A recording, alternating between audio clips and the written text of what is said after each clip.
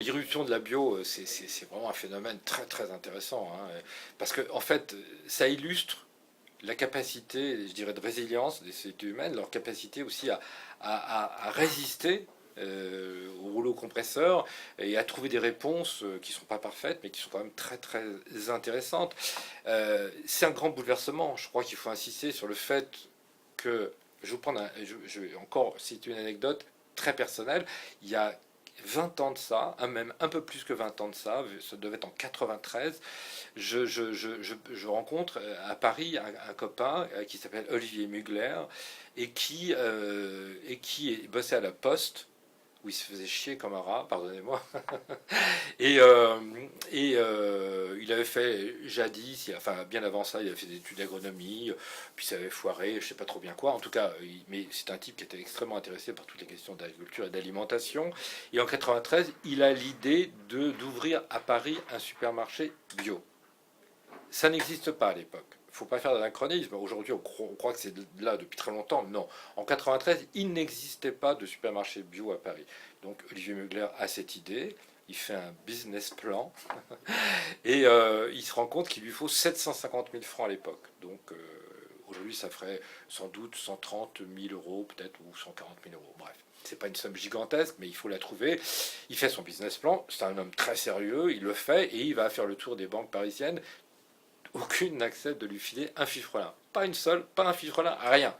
Et à l'arrivée, il est obligé de monter une sorte d'usine à gaz avec ses amis, avec ses parents, avec un organisme financier alternatif qui s'appelle la Nef, et il réunit ses 750 000 francs. Il ouvre son supermarché bio, qui s'appelle Canal Bio, et qui est quai de la Loire, c'est pas de la pub, qui est quai de la Loire à Paris, au métro Jaurès, et il rembourse sa dette en 2 ans. Il rembourse sa dette en 2 ans. Et depuis cette date-là, donc il avait eu l'intuition, il avait raison. Depuis cette date-là, il y a des dizaines et des dizaines de supermarchés, de super-aides, de trucs bio qui ont poussé comme des champignons à Paris et en banlieue. Il y en a absolument partout. Et en France, c'est vrai aussi. Et c'est la marque d'un changement, mais profond dans l'alimentation, dans l'alimentation des humains, puisque en France, on estime que plus que la moitié des consommateurs achètent au moins une fois par mois, c'est un calcul qui vaut ce qu'il vaut, mais on achète au moins une fois par mois des produits bio. C'est une révolution, hein. Je veux dire, ça ne change pas pour l'instant la face du monde, mais c'est quand même quelque chose de très spectaculaire. Dans un temps si bref, les habitudes alimentaires, les habitudes de consommation ne changent pas si vite normalement. Là, c'est une rupture qui est liée au fait que l'alimentation industrielle et tout ce qui entoure cette alimentation industrielle, qui est gorgée notamment de pesticides, et ça les gens finissent par en avoir conscience tout de même, eh bien il y a un refus, il y a un rejet, et ils ont trouvé la solution, bon, qui vaut ce qu'elle vaut des produits bio, qui posent certains problèmes, j'en suis bien d'accord, mais qui en même temps comment dire, sont très très encourageants, et d'autant plus que au plan mondial, parce qu'on se demande beaucoup au plan mondial comment on va nourrir 9 milliards d'humains, voire 10 milliards d'humains en 2050, personne ne le sait trop, parce que les surfaces agricoles ont tendance à diminuer sous l'impact de l'urbanisation notamment, mais dans le même temps, la productivité des sols tendanciellement baisse parce que les sols sont épuisés par les engrais, les pesticides, l'irrigation qui vide les nappes phréatiques. Bref, il y a beaucoup d'interrogations. Qu'est-ce qu'on va faire demain? La solution industrielle et la solution agro-industrielle, c'est de dire on va foutre encore plus de pesticides, plus d'artificialisation dans les sols, et on va défricher à la marge quelques forêts tropicales de plus. Mais ça réglera très certainement pas la question. Et vu d'autres phénomènes dont je ne vais pas vous accabler aujourd'hui, il y a fort à parier qu'on va vers une impasse alimentaire extraordinaire. Or, et c'est ça la bonne nouvelle, il y a des signes, il y a beaucoup d'études scientifiques, elles ne sont pas discutables, mais c'est quand même des études scientifiques, elles ont paru quand même dans des revues scientifiques de réputation mondiale. Il y a beaucoup d'études qui montrent que le match, si on peut parler d'un match entre l'agriculture industrielle et l'agriculture bio, n'est pas du tout aussi déséquilibré qu'il y paraît. Il y a par exemple un colloque vraiment étonnant qui s'est tenu en mai 2007 à Rome, dans les locaux de la FAO. La FAO, c'est cette grande agence de l'ONU pour l'alimentation et l'agriculture qui a toujours été au service des intérêts industriels, toujours au service des intérêts de la révolution verte, des OGM, des pesticides, etc. En mai 2007, il y a un colloque avec des experts venus du monde entier qui planchent sur l'agriculture biologique et stupéfaction générale.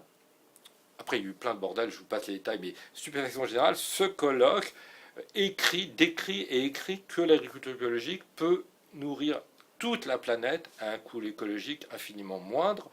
Il y a un autre exemple qui est bien connu des gens qui suivent ces questions, c'est le délégué de l'ONU, le délégué mondial de l'ONU pour la sécurité alimentaire, qui a quitté sa fonction il y a quelques mois, qui s'appelle Olivier de Schutter, un Belge, un mec absolument épatant. Vraiment, si quelqu'un le connaît, qui le salue de ma part.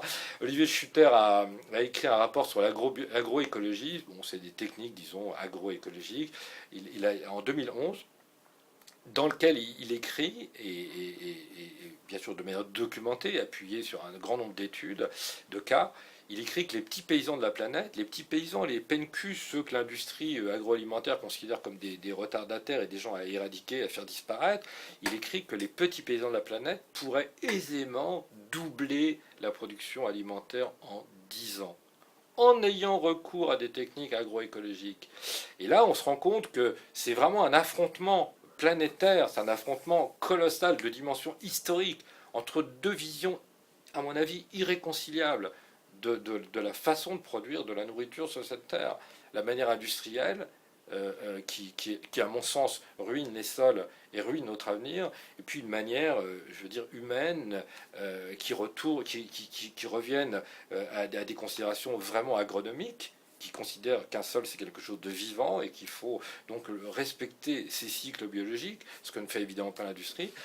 Et donc c'est un combat qui n'est pas perdu d'avance. Je veux dire, il faut se situer. Moi, je pense qu'il faut oser se situer dans cette grande bagarre planétaire, ou du côté de l'industrie, si vous avez vraiment envie, allez-y, ou bien du côté des petits paysans et de l'agroécologie.